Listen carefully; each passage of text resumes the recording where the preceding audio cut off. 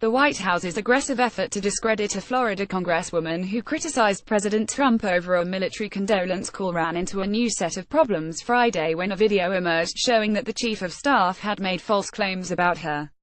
It marked the fifth day of a controversy that has raged since Trump attempted to deflect criticism of his handling of the deaths of 4 service members in an ambush in Niger. The ensuing debate has focused on attacks against Rep. Frederica S. Wilson DFLA, that have proved to be inaccurate but that the White House has refused to back away from, with the latest episode ensnaring Chief of Staff John F. Kelly, a decorated retired Marine general. The escalating political mud fight has overshadowed the grief of Myshia Johnson and the heroism of her dead husband, Sergeant La David Johnson, who gave his life for his country. Trump aides Friday stood by Kelly's contention that Wilson had boasted about her role in winning funding for a federal building, even after video of her remarks emerged and showed that he was wrong.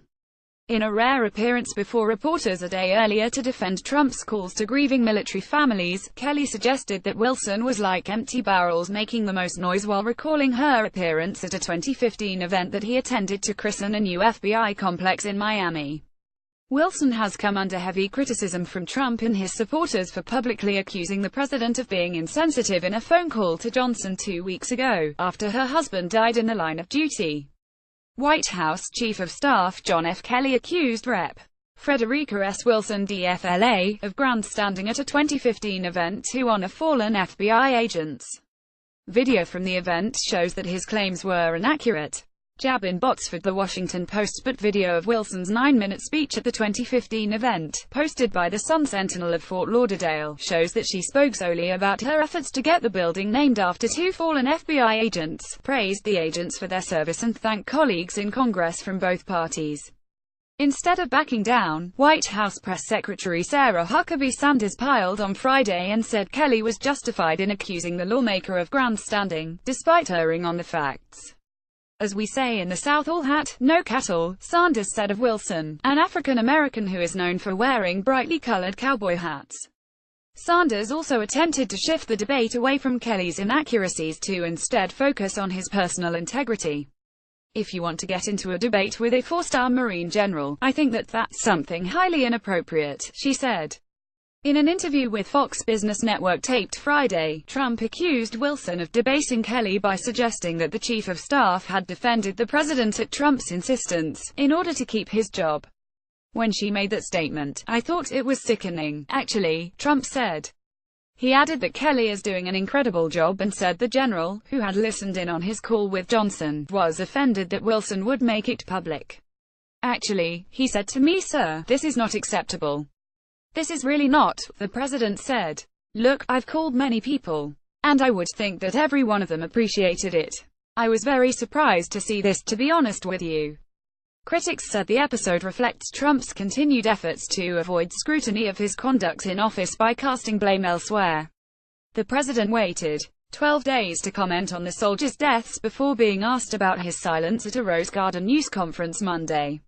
In defending himself, Trump erroneously accused former presidents of failing to call military families whose loved ones were killed in action.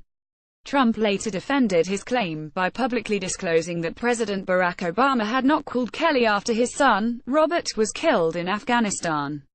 Trump reportedly did not inform Kelly, who has resisted efforts to politicize his son's death, that he would make that information public.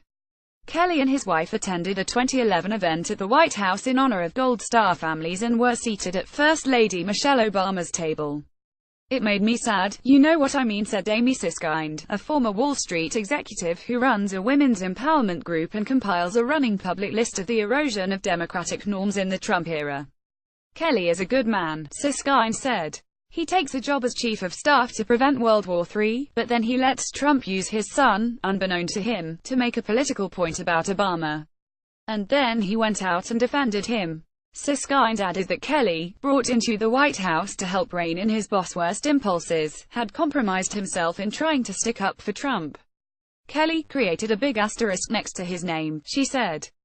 But how many in the Trump regime have done that? Wilson, a longtime family friend who helped mentor La David Johnson in a local program, said she listened to Trump's conversation via speakerphone while in a car with Johnson's widow and mother.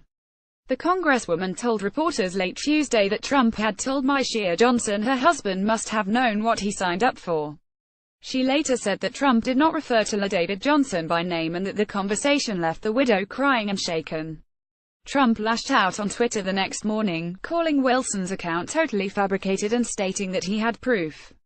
Trump's subsequent revelation that Obama had not called Kelly after his son's death led to Kelly's appearance in the briefing room Thursday.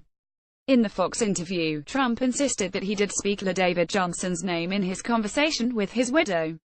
At the White House, Sanders accused reporters of fanning the flames of a sensational story. "It should have ended yesterday after General Kelly's comments," she said. "But it didn't. It's still the bulk of the coverage on most every TV you turn on and most every newspaper that you open up today." She did not mention that Trump had tweeted again about the issue late Thursday, nearly 8 hours after Kelly's briefing room appearance.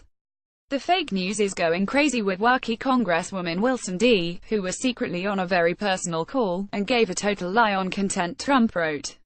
In his defense of Trump on Thursday, Kelly accused Wilson of selfish behavior. And he asserted that Wilson, at the 2015 FBI building dedication in Miami, had talked about how she was instrumental in getting the funding for the building, and how she took care of her constituents because she got the money, and she just called up President Obama, and on that phone call, he gave the money, the $20 million. Wilson denied making such remarks.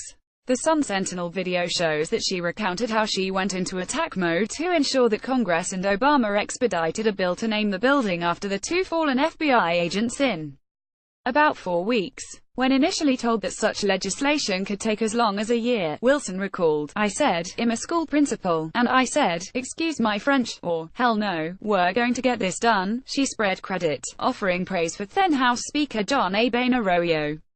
She also praised the two agents, Benjamin Grogan and Jerry Dove, who were killed in a shootout with bank robbers in 1986 in Miami. Peter Feaver, a Duke University political science professor who served as a special advisor at the National Security Council in the George W. Bush administration, said Trump had erred by engaging in the political fight in the first place. "Every politically savvy person would have said, you can't criticize Gold Star families and have anything good come out, so just don't bother," Feaver said. "If they criticize you, just take it.